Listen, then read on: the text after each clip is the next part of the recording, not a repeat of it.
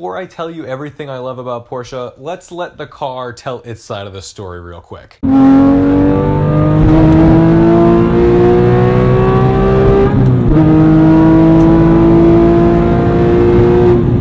Still not convinced?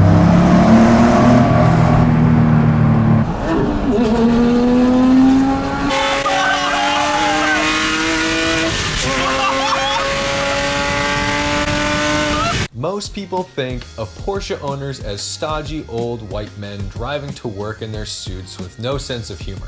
But I will tell you, thanks to people like Magnus Walker, the real Porsche community has opened up and people are starting to realize who actually owns these cars.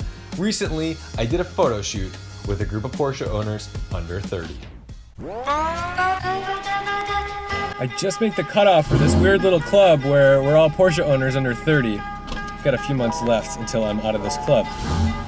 We're gonna go do a little photo shoot with the boys out in the city, so let's see how this goes or if everybody gets lost and we get nothing.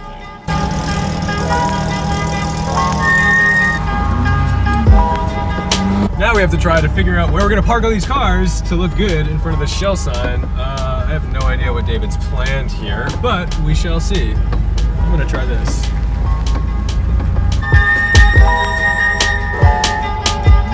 We look like huge dicks right now because we're not getting gas. This is just for the photo. Wow. Ladies and gentlemen, welcome Statutory Will to the car. Shooting rollers. Oh yeah. All right, we gotta get out of here before we get yelled at by all these fuel pump people that we're blocking.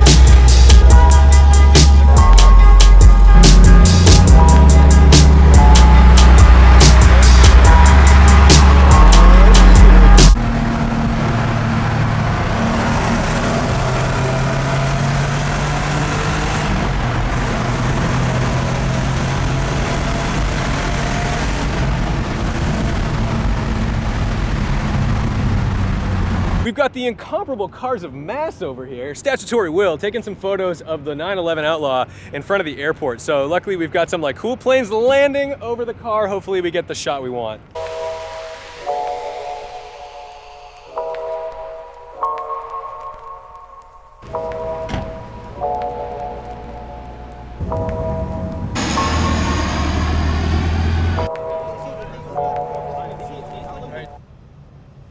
What's up, man?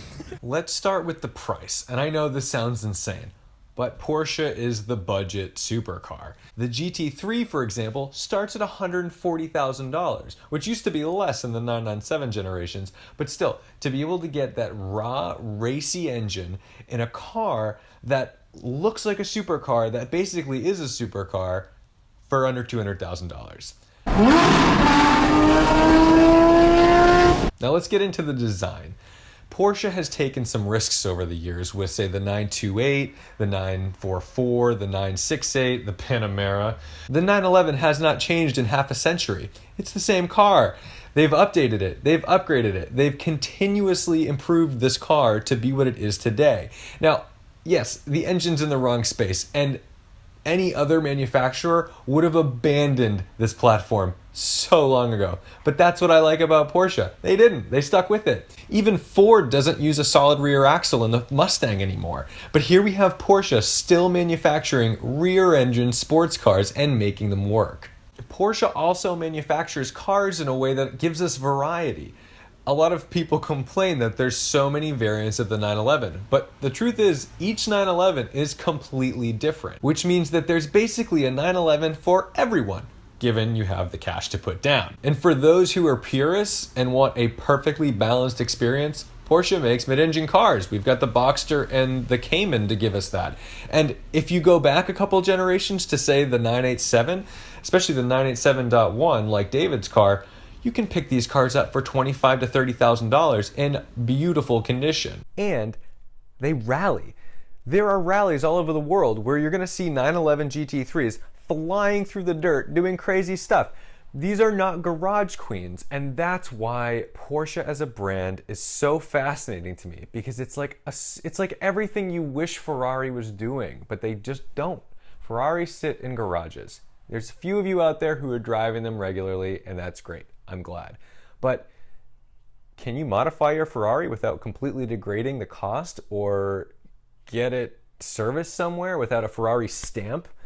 What Porsche allows their owners to do is drive them and use them properly and use them hard. Porsche also listens to their customers. When the 991.1 GT3 came out, a lot of people were upset. It only came in PDK, and GT3s are driver's cars. It needs a clutch.